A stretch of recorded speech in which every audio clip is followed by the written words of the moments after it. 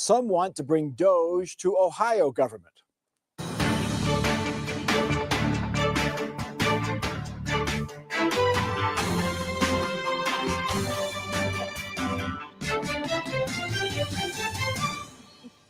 Welcome to Columbus on the Record. I'm Mike Thompson. A large portion of the Republicans in the Ohio House have formed their own government efficiency caucus, modeled after President Trump and Elon Musk's Doge effort in Washington. The informal group of lawmakers wants to make sure state government focuses on what it calls core functions: education, public safety, and infrastructure.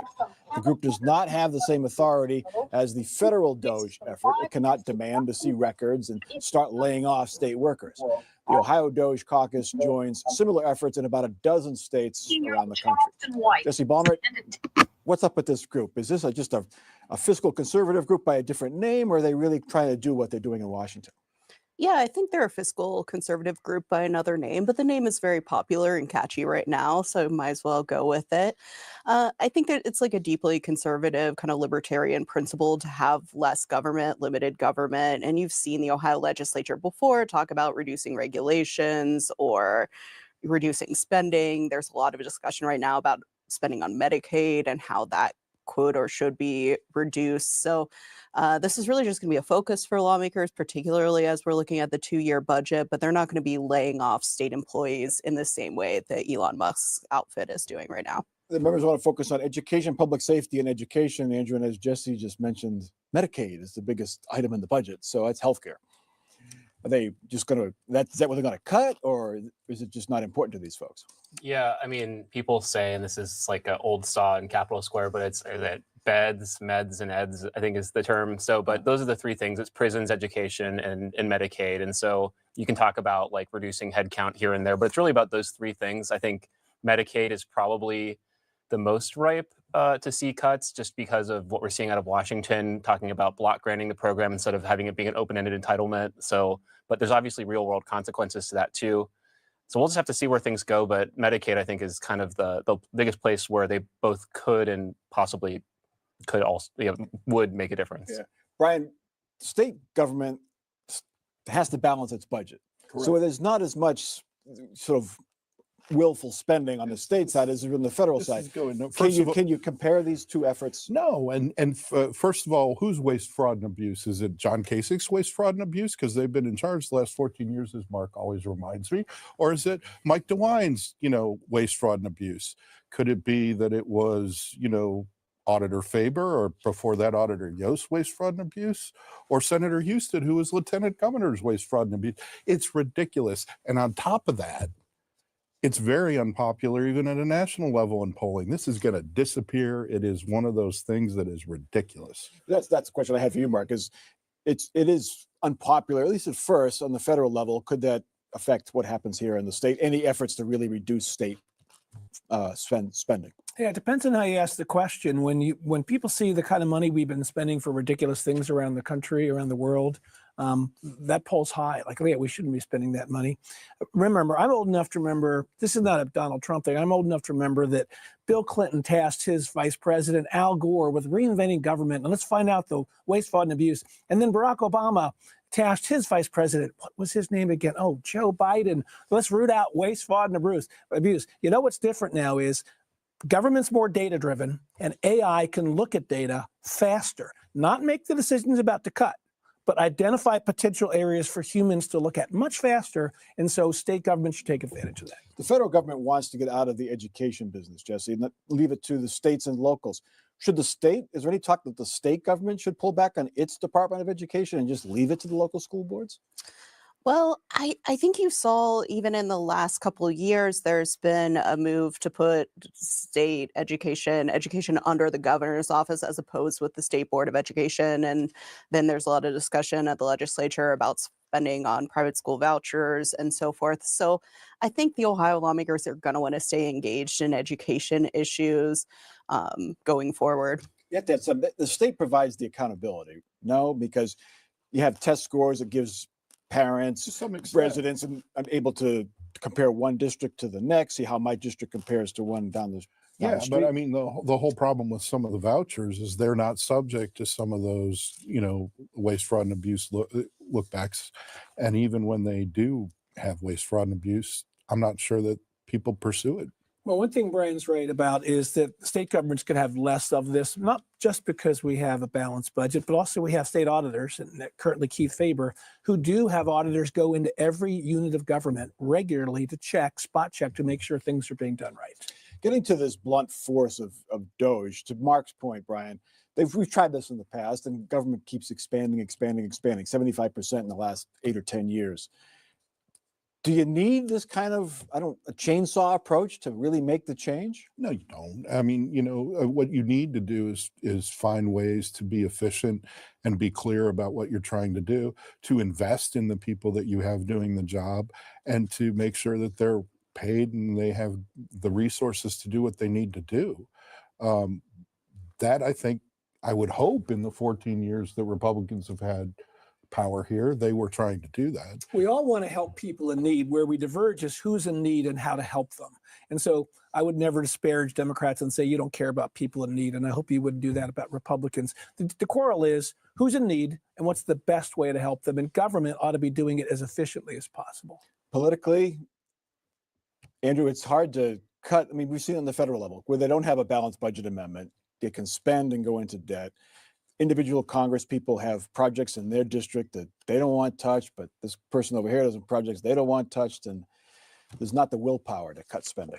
Yeah, and we're already seeing that. The Republicans who have a line of some form to Elon Musk, in contrast, the Democrats have touted saving projects or facilities that might have been closed. But it goes back to the Medicaid conversation. I'm not a Washington reporter, but that's the largest number that they can actually reduce by making cuts there. And there's some moves that they could make that could potentially trigger Medicaid expansion to be revoked in some states, including Ohio. And you're talking about rural hospitals being affected. You're talking about hundreds of thousands of people losing health coverage. So there are real life consequences to that. Whether it politically gets connected to Republicans, I guess that's a big question for the next couple of years. That's where these town halls come in. I don't think there's been any really in Ohio yet, Jesse, where the Republican Congress people have had town halls that have had sort of like Tea Party town halls back when Obama was president. So they're getting calls anyway, Congress people and senators from Ohio. Yeah, I know we've reported on the number of calls that both Senators Husted and Moreno have been receiving. And I know there was some national reporting about some guidance to Republican members of Congress not to have town halls.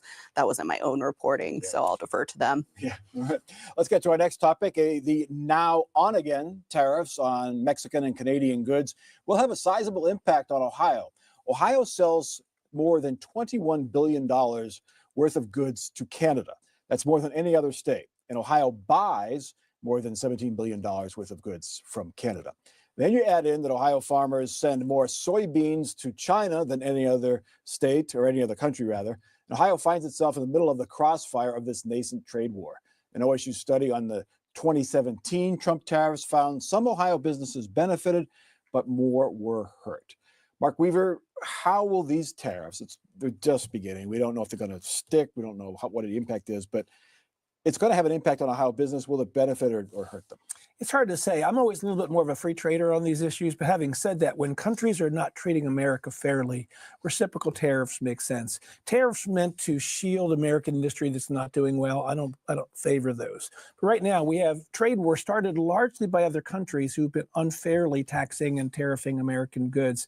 I think most Americans would rather buy American if they could. We all want to save money, but during COVID, we all learned that a lot of our medicine was coming from China, and a lot of us were worried about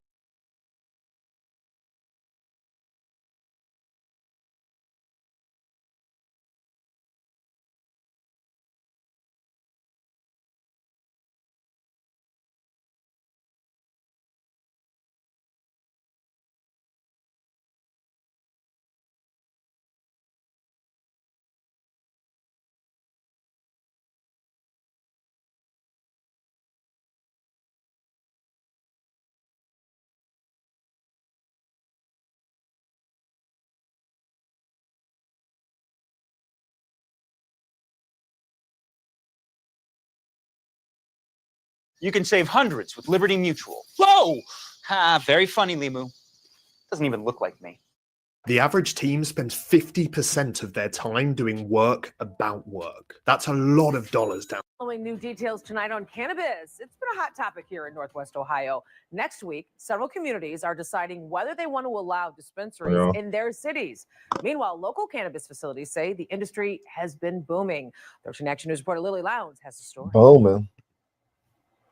The cannabis industry in Ohio is growing, and we're not just talking about plants. Back in August, dispensaries began selling to those 21 and over. And I came here to Jushi to see how their operation has changed about 6 months into adult use here in Ohio. Jushi is a licensed marijuana grower, processor, and seller. We are in our cultivation facility here in Toledo, Ohio. Trent Wolevec is the chief strategy director for Jushi. He says that the business has exploded to meet the demand for both medical and adult use marijuana. In this facility alone, we've increased our production by about 2.4 times. Plants are grown, propagated, dried, and harvested. Bro, so many white in people in the business, You can bro. see Where the black everything's people at, bro? How they been tracked locking and us traced up through for these 60 tags. years, and now Yellow all of a means they're sudden we medical, growing weed in Ohio. blue It's all means white they're people. for Like, adult where the use. weed come from? Lately, Where the several seeds come from? communities in Northwest Ohio, including Findlay and Perrysburg, have debated whether to allow dispensaries within city limits. I think it's very important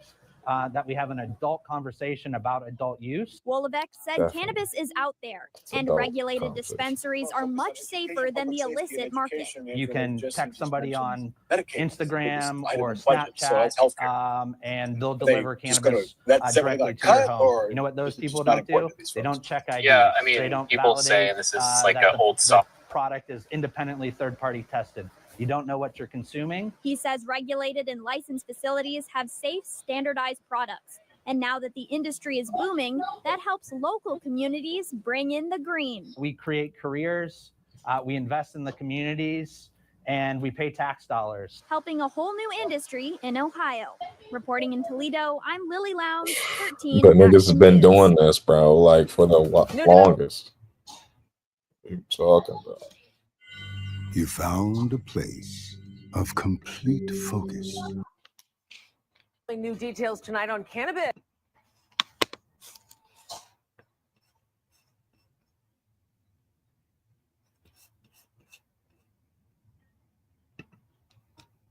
But fit in this category, and he's a good guy. It's my brother Santiago. Shout out to my brother Santiago.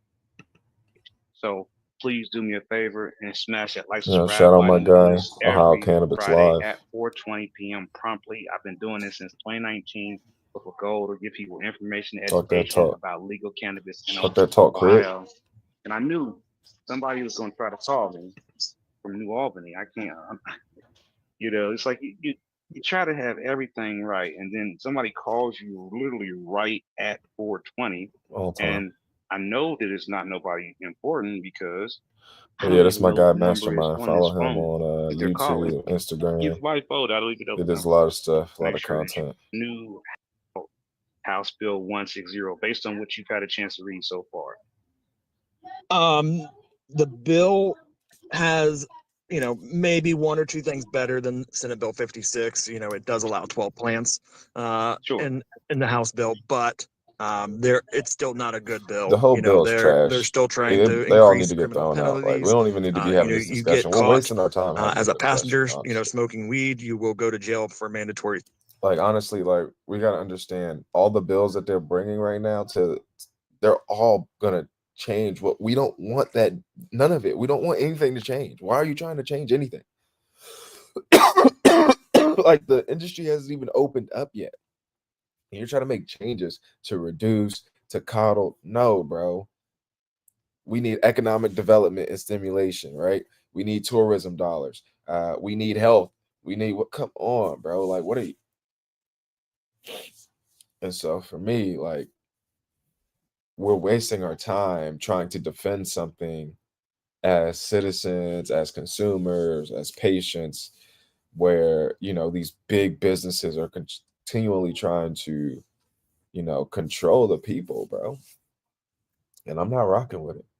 And they're not, you know, oh, we're paying taxes. Okay, well, the GOP wants to take those taxes and don't want them to go to the communities.